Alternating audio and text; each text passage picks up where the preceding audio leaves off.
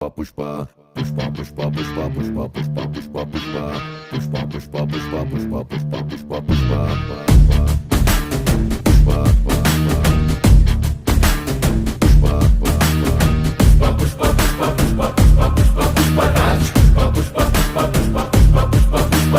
ಗಡ್ಡ ಹಂಗೆ ಸವರುತ್ತಿದ್ರೆ ದೇಶವೇ ಹೆದರಿತ್ತಂತೆ